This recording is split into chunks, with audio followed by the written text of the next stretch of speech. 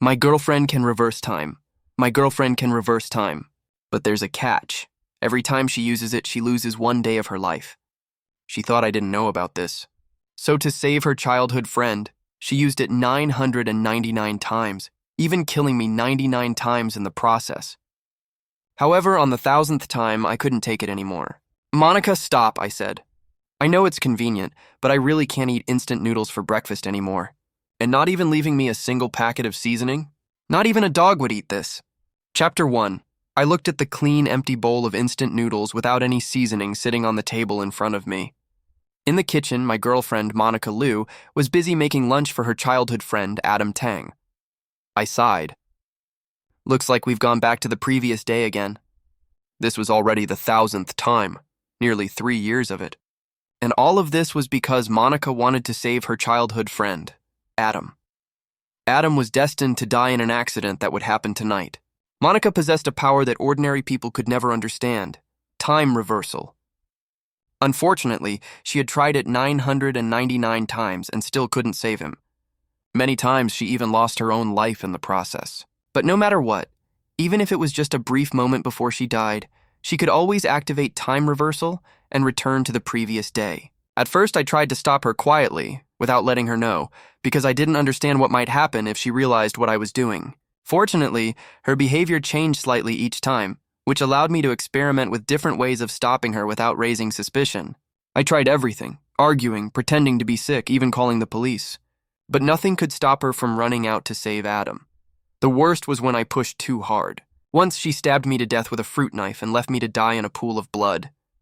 For several days after that, she found it too troublesome to deal with me every time, so she simply killed me right after reversing time, and then went about her business as usual. In total, she had killed me 99 times. She dared to do it without hesitation because she knew I wouldn't truly die. If I did, she could just reverse time and bring me back. But what she didn't know was that while everyone else lost their memories during time reversal, my memory stayed intact. Because of that, I never dared to let her know. Who could say what she would do if she found out? Maybe she'd kill me every single time, just to be safe. Every time before Adam's death, Monica would hold him and repeat the same words, 999 times. Adam, don't worry. Even if you die, I will definitely save you. And then the endless cycle of time reversal would begin again. For 3 years, I watched their deep bond. It felt as if they were the true lovers, and I was just a bystander to their love story. I was exhausted. I wanted to live a new life, not repeat the same day over and over again. My love for Monica had slowly faded with every reversal, so today I decided to make a change. After Monica finished making lunch, she packed it up and came into the living room, saying the same words I had heard countless times before. I have something important tonight. I won't be back. Take care of yourself. After saying that, she prepared to leave. As she walked past the water dispenser, she accidentally knocked over a glass. Before she could react, I grabbed a cushion from the sofa and tossed it, catching the falling glass so it didn't break. She looked at me in surprise. I said nothing. I simply stood, took the car keys from the TV cabinet, and grabbed an umbrella from the balcony, handing them to her. She frowned slightly. What is this? Before she could finish, I interrupted her with a small smile. Aren't you going to drive later? The weather forecast said it would rain. Take the umbrella. Her expression became complicated. She seemed to want to say something, but in the end she only said, I'll try to come back early tonight and make you a good meal. I nodded. Watching her leave in a hurry, I sighed once again. In truth, I hadn't watched the weather forecast. Monica had a remarkable memory. She never forgot anything. In all 999 reversals, she had never forgotten to take the umbrella or the car keys. But this time I gave them to her in advance, and she didn't even notice. She was always thinking about Adam. Perhaps our love had been a mistake from the very beginning. Chapter 2. 5 years ago, she used time reversal to save my life. That day, a few of my college classmates and I decided to go swimming in the river. Midway through, a sudden flood hit and I got a cramp in my leg. My classmates were too far away to help me. In that moment of despair, Monica appeared. She jumped into the river from the shore. Unfortunately, it was already too late. Just as I was about to be swallowed by the rushing water, I heard her faint voice, Don't be afraid, I will save you. At that time, I thought she was just trying to comfort me, to keep me from giving up. But I had no strength left. Unexpectedly, When I opened my eyes again, I found myself back at the moment when my classmates and I were just leaving the school gate. Still in a daze, I thought it had all been a dream, until a figure suddenly blocked my view. It was Monica, standing there with her hands on her hips, looking annoyed. "You're not allowed to go swimming by the river. It'll be dangerous there today," she said. I was utterly shocked. My classmates didn't know her either, and we got into a heated argument, accusing her of meddling in our business. Even though my mind was spinning, some instinct deep down told me she had saved me. So I called off the swimming trip and promised to treat my classmates to a meal next time. They didn't blame me. That evening, the news reported a sudden flood. The river had risen by more than a meter. Only then did I realize that everything I had experienced wasn't a dream. Monica really did have the power to reverse time. Monica and I were at the same university. That night I went to find her and thank her. She just patted my shoulder. She smiled. "I told you I'd save you, and I meant it." I understood what she meant, though she thought I didn't. Gradually, I fell for her and started pursuing her. Everything went smoothly, and we eventually got together. Because she had once saved my life and was now my girlfriend, I treated her with all my heart. I was determined to spend the rest of my life with her. Unfortunately, Adam's appearance shattered that happiness. Although the two of them were close, sometimes even a bit too intimate, I chose to trust her. But when Adam died in a car accident that night, a rift quietly formed between us. And through countless time reversals, that rift only deepened. Outwardly, we were still the couple everyone envied. But in truth, although it had only been a single day for the rest of the world, we had lived through 999 days together. Those 999 days, and because of Adam, I was scolded, abandoned, and even killed by her. My heart had long since died in that endless loop. Chapter 3. I checked the time. There were still a few hours left. I finished my bread and milk, a meal I had eaten 999 times. It no longer had any taste. After eating, I habitually tidied up the house. Then I packed all my belongings, leaving only a single photo frame of Monica and me. It was taken on our 3rd anniversary. She was holding me, her head resting gently on my shoulder, smiling happily. I remembered what she said to me that day. "With me here, you'll always be safe. No danger will ever come to you." I had joked, "What if it's you bringing the danger?" She'd half-jokingly replied, "I can reverse time. I can correct any mistake I make. I saved you once. I can save you for a lifetime." I smiled and hugged her tightly. "Okay, I'll protect you forever so you can save me for a lifetime." Looking back now, the promises made during the honeymoon phase are never meant to be taken seriously. When she stabbed me again and again for Adam's sake, I knew our relationship had already reached its end. Perhaps her ability allowed her to correct any mistake she made, but only when it came to others. If I were just an ordinary person unaware of anything, maybe I would still love her now. But in a strange way, I was grateful. Otherwise, I would have been kept in the dark my whole life. I took the photo out of the frame and tore it in half, placing her half back inside. That way, I erased the last trace of myself from this home. Finally, I lay down on the sofa, quietly savoring the faint scent that still lingered. The scent that belonged to both Monica and our home. I didn't want to fall into that endless loop again. This time I wanted to help Monica. She had once saved me. Now I would help her save her childhood friend, to repay her kindness. And at the same time, to free myself. 3 hours later, I took my suitcase and headed to the garage. I drove to Adam's company building. Monica was there, pacing back and forth at the entrance, her face filled with anxiety. Today, Adam's phone would be turned off. No one would be able to reach him. When he arrived at the company and got out of his car, it would explode immediately. There was a bomb planted underneath the vehicle. In all 999 attempts, Monica had tried countless methods, but she could never reach Adam in time, and she never managed to save him. As soon as Adam died, Monica would reverse time again. If only she had stopped to think. To investigate the situation thoroughly, she could have saved him. Maybe this is what people mean when they say someone is blinded by love. Seeing Monica standing there, completely unprepared, I already knew. In just a few hours, she would go back to noon today again. I parked my car and walked toward her. When she saw me, Monica froze, a flicker of panic flashing in her eyes. Why are you here?" she asked. I handed her a jacket. "You forgot, and it's going to rain today. It'll get cold.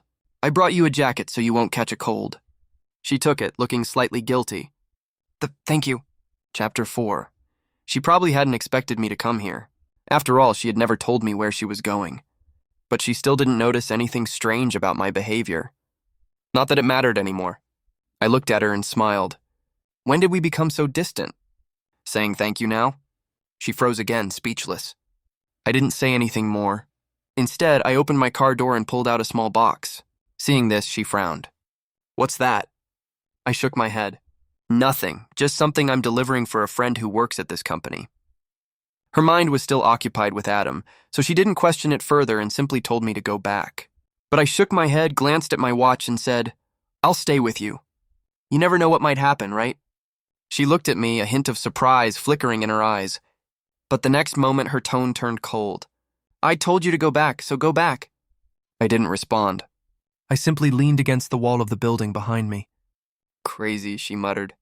Stay if you want, but if anything happens, don't expect me to save you. She yelled at me a few more times, but when I didn't react, she gave up. After all, she could reverse time. As long as she found a way to save Adam, even if I died this time, she could just start over. She no longer cared about my life or death. The woman who once swore she'd save me for a lifetime now hurled insults at me, even killed me when I got in her way.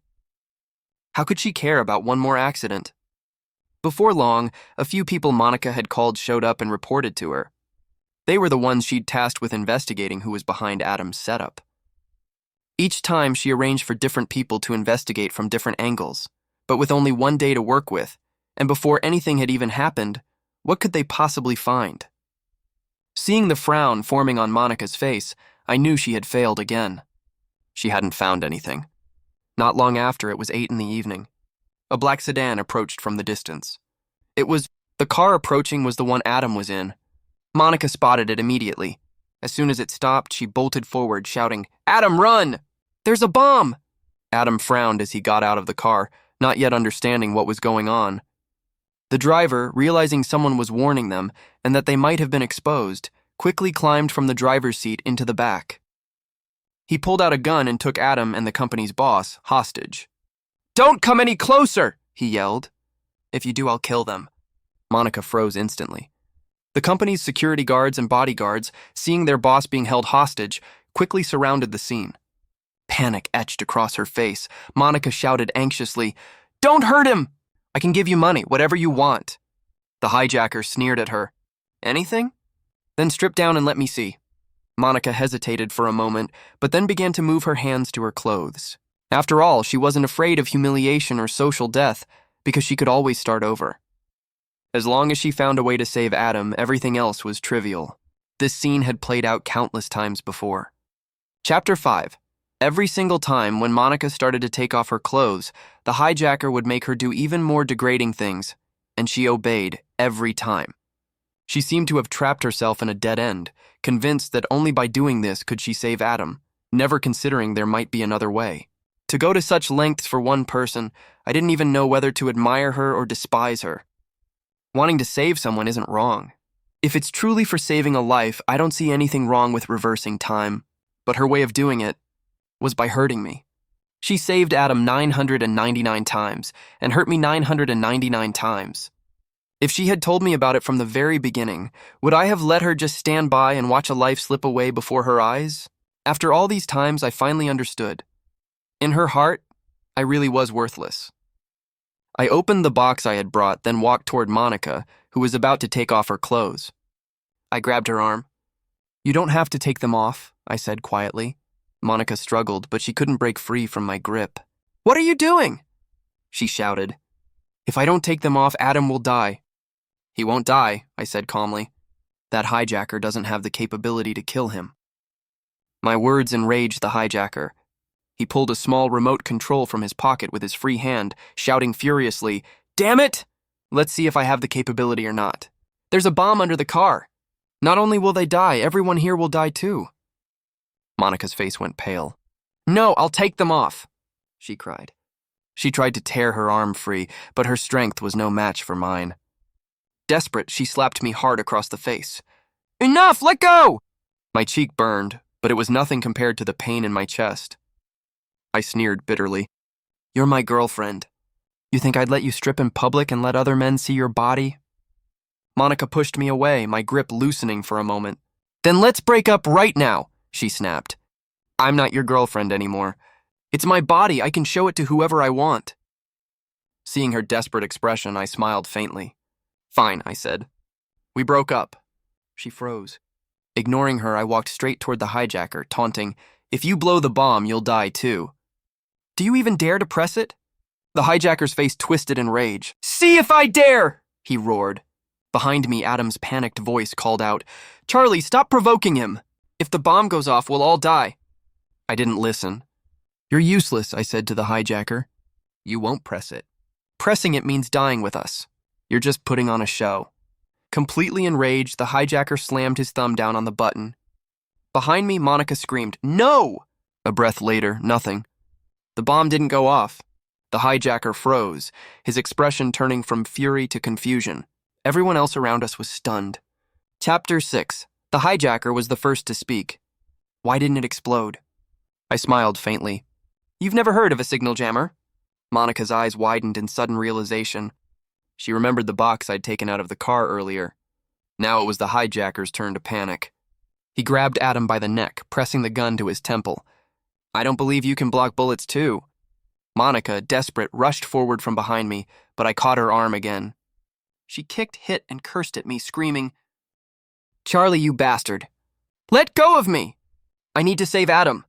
The next moment, a gunshot rang out. Monica froze. A figure staggered, then fell to the ground. It wasn't Adam, it was the hijacker. I released Monica, and she immediately ran to Adam, throwing her arms around him. Adam, I finally saved you! She sobbed. For a moment, I felt a strange sense of relief. A group of uniformed officers surrounded us quickly. A man holding a sniper rifle stepped forward, the one who had fired the shot. I'd called the police in advance. Once they confirmed the bomb couldn't be detonated by the hijacker, the officer took the shot without hesitation. Watching Adam and Monica embrace and cry, I let out a long, tired sigh. Monica, I said softly, I've helped you save him. That repays you for saving me from the river. I owed you my life, and now I've returned it. From now on, we have no more ties. Her expression changed instantly. She let go of Adam and turned to me, trembling. You knew?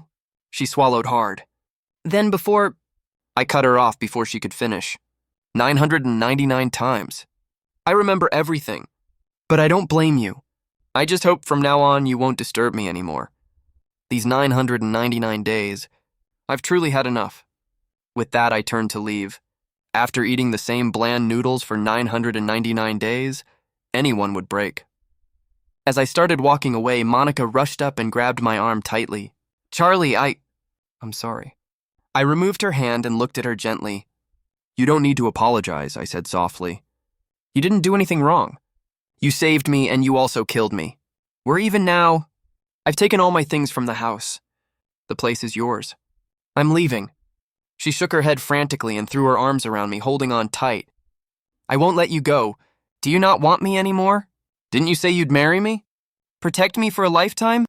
Never break up? You're going back on your word. I gently pushed her away, wiping her tears with my thumb and giving her a small, tired smile. But you were the first to go back on your word, I reminded her. Just now you said we should break up. We already broke up. Her sobs stopped instantly.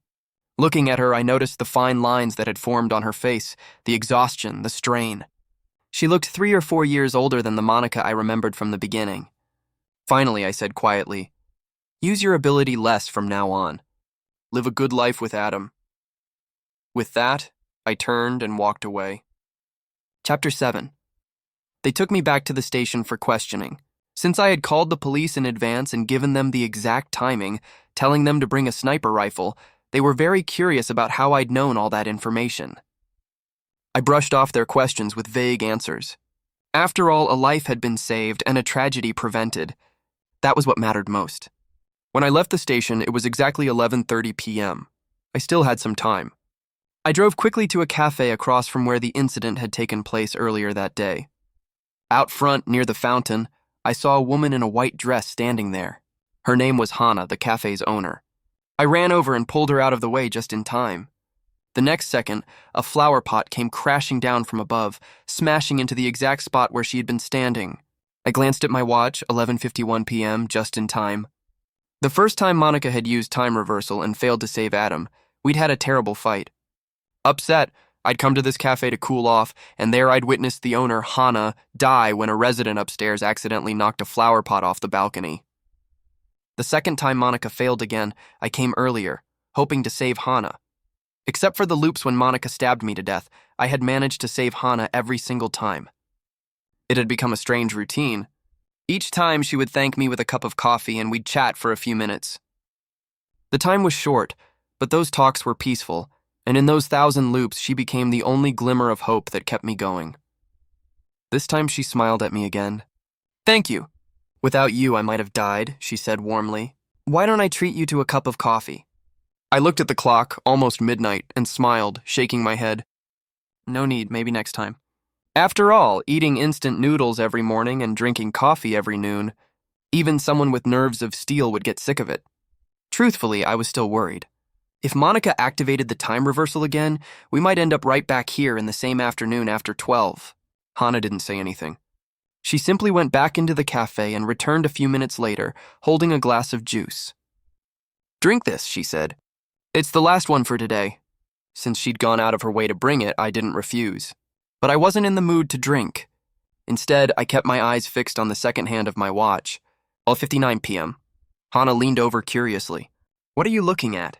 As the second hand crept closer to midnight, my pulse quickened. If time reset again, what would I do? I was so tired, so very tired. Looking at Hana, I said quietly, "If I come back next time, remember to get me a Coke. I like Coke." She blinked, clearly confused, not understanding what I meant. But she still smiled and nodded. "We don't have Coke in the shop," she said, "but I'll get it for you next time, with ice." "With ice," I repeated softly. Just as I finished speaking, the clock struck midnight. Chapter 8. At that moment, my heart was racing. 1 second, 2 seconds, 3 seconds. Hana noticed me standing there, motionless, and playfully pinched my cheek from behind. "What's wrong with you?" she asked. I snapped out of it, and when I realized nothing around me had changed, a wave of excitement washed over me. It was past midnight, a new day. That meant the time reversal wouldn't work anymore. Time reversal could only go back to the same day. Monica had mentioned that once during one of her resets, so even if she tried again, it would only return to today, and now she had no reason to do that. Adam was safe. I drank the juice in one long gulp. It tasted sweet, much sweeter than coffee. Today was finally over. It wouldn't come again. Grinning, I grabbed Hana by the shoulders, laughing out loud. "I'm not coming back, not coming back again." Hana frowned. "Why? Is it because you don't like me? Or my cafe, or is the juice bad?" I froze, then smiled apologetically. "No, it's not that kind of not coming back. It's hard to explain. Anyway, I'll still come to your cafe often, just no more coffee. I'm sick of it. I want Coke, with ice." Only then did Hana smile again. I hadn't felt truly happy in so long, but the moment didn't last. A voice came from behind me. "Charlie, can we talk?" The sound of her voice made me freeze. Slowly, I turned around, and there she was. Monica. She looked completely desolate. Her hair was a mess, her expression hollow. I shook my head and said quietly, "No, we have no relationship anymore. You should leave. I've already repaid the debt. I returned the life you once saved." Her eyes were red as she looked at me. "Charlie, I've always loved you," she said, her voice trembling. "I saved Adam because we grew up together. He's like my brother." Since we were already at this point, I said, "Then why didn't you discuss it with me from the beginning? Did you think I wouldn't help you? What reason would I have to stop you from saving a life? After so many years together, don't you know what kind of person I am? Would I ever stop you from saving someone?" Did I not tell you that I trust you? "But what did you do? You treated me with harsh words repeatedly, and even killed me." Monica kept crying. "Charlie, I'm sorry. Really sorry. I was wrong. Will you forgive me? Let's start over." I took a deep breath and said, "You don't need my forgiveness. Just go." Monica shook her head and tried to hug me, but I dodged. "Charlie, I love you. You're the only one I love in this life. I don't want to leave you." Suddenly, someone grabbed my hand. Chapter 9. Hana held my arm and then smiled at Monica. "Miss, it's not good to cling on. Please don't harass my boyfriend, okay?" Monica was stunned at first, then glared at Hana. Charlie, is this the woman you saved countless times? And now, just one day later, you're together? I nodded, not denying it. At this moment, it was best to let Hana pretend to be my girlfriend, to make Monica give up. In your view, it's just one day, I said quietly. But for me, it's been a full 1,000 days. 1,000 days is enough to kill my love for you and make me fall in love with someone else. Even if you use your ability again, it will only start from the moment I'm with Hana today. Monica suddenly laughed loudly. Ha ha ha ha. Charlie, do you really think you know me? I got goosebumps. Something felt off. Monica laughed again. You are mine, always mine. If you won't be with me, you won't be with anyone else either. Now that you know this woman, you can find her in the near future. But what about 3 years ago? 5 years ago? Or even over 10 years ago? My face changed dramatically. Monica's expression turned grim as she looked at me. I have one chance to go back to any timeline, but it comes at a great cost. If I go back 10 years and change the original path, I could tell that woman beside you to never come here. Or even kill her. What would you do then? I immediately shouted, You wouldn't dare! Watch me. Monica's whole body began to emit a white light. Her hair turned white before my eyes, and her skin rapidly aged. I was shocked and quickly grabbed Hana, thinking about where I was 10 years ago. Desperately, I shouted, If you remember, come to 36 Chin Street, Tian City, Jiangnan. Before I could finish, the light blinded me. When I opened my eyes again, it was dusk. The sun was setting. I looked around. Everything seemed both familiar and strange. I quickly checked myself and found an old-fashioned mobile phone in my pocket. The date on it made my breath quicken. I was back 10 years ago, in my high school years. At this moment, I was still wearing my school uniform. That crazy woman, Monica, had really brought us back 10 years, to the summer after my college entrance exams. And this was the place where I'd grown up. It took me a few days to accept this reality. However, I had no contact with Hana now and had no idea where she was.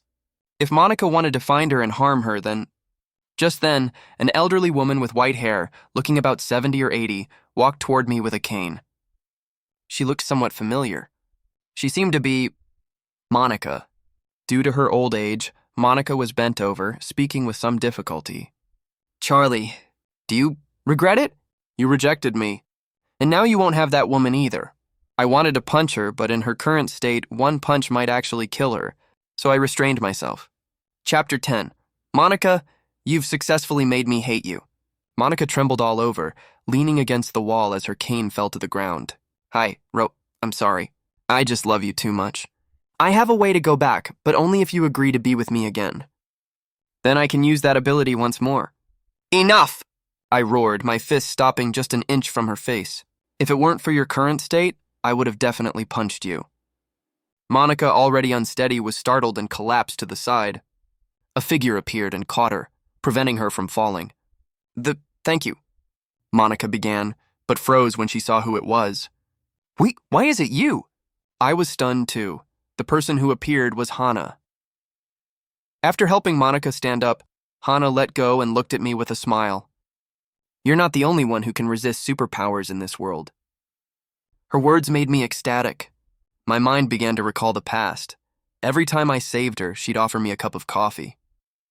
Until the second to last time, when I joked after finishing my cup, turns out drinking too much coffee gets boring. Fruit juice is better. Then the last time, she brought me juice instead. At the time, my mind was preoccupied with the time reversal issue, so I didn't think much of it. Now everything made sense. I ran up to Hana and hugged her tightly. After a while, I let go. Hana smiled. I just graduated from high school this year. How about you? I smiled back. What a coincidence, so did I. Why don't we apply to the same university? We almost said it at the same time, then looked at each other and laughed. I picked up a stick from the ground and handed it to the trembling Monica. Old lady, at your age, you should stay home more. If it weren't for kind young people like us, you wouldn't even have someone to pick up your cane. Ha ha ha. I took Hana's hand and together we ran toward the sunset, laughing. I suggested, how about a graduation trip? Sure, where to?